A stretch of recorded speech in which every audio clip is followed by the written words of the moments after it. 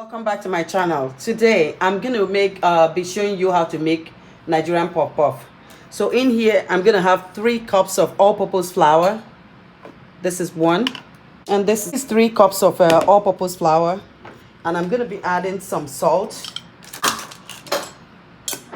and then half a cup of sugar. So I have in here nutmeg. That was a spoon of nutmeg.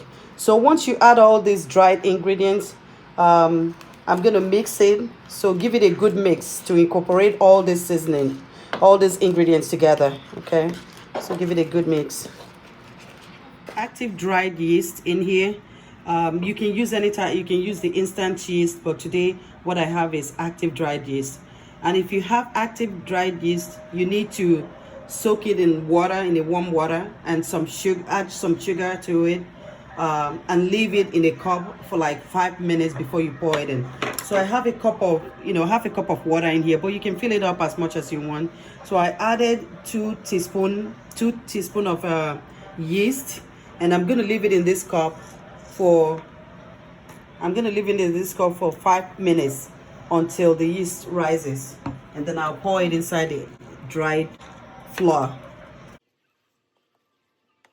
So here's the yeast. It's been activated already, so I'm going to pour it in here little by little.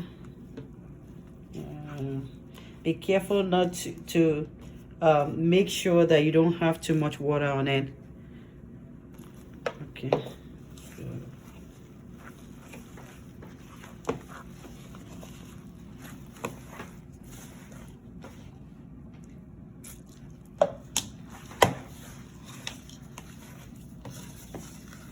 So I'm gonna add more water. Make sure you do that as needed, and it should be a warm water. Again, warm water, not a hot water and not cold water. It has to be warm.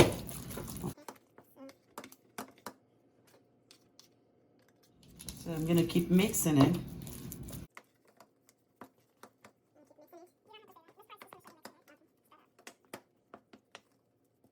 I'm gonna cover it and leave it to sit for 45 minutes, and then after which I'll start frying it. So make sure you mix it up properly and then cover it at this stage. So at this point I'm going to start frying the puff puff.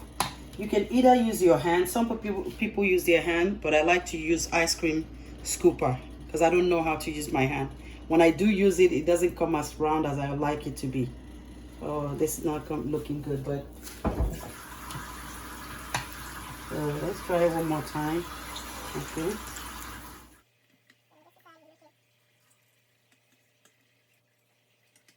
So that's the right, that's how to do it.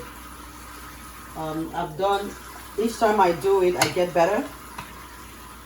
So once it starts getting brown, you can just turn them over to the other side. You can see some of them have already started turning over themselves. Okay, so, and one thing I have to mention is that when you're frying puff puff, make sure you have a lot of oil. You need a lot more oil than what I just put in here. I wanted to mention is the fact that you need to set your stove to medium heat.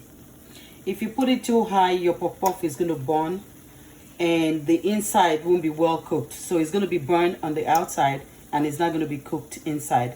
So make sure you have it at the medium heat, medium setting, and then also make sure the heat is not too low, because if it's too low and the oil is not warm enough, your puff puff will end up soaking a lot of oil instead of actually frying it. It's going to soak a lot of oil. So you can see it looks really nice. This is how it should be.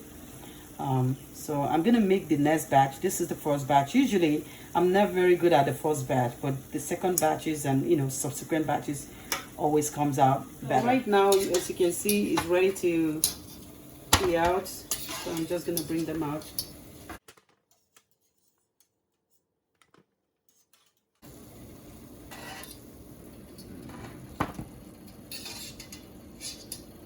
So I'm gonna start the next batch. I'm going to try to make it a little smaller.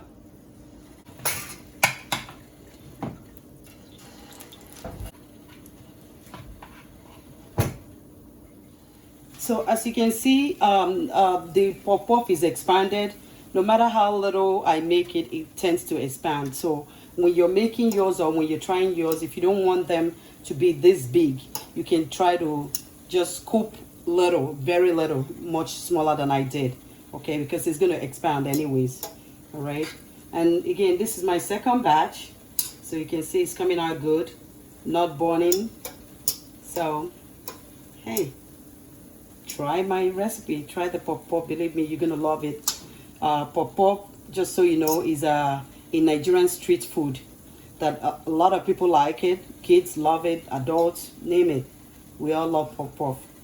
You can never go wrong trying pop-pop.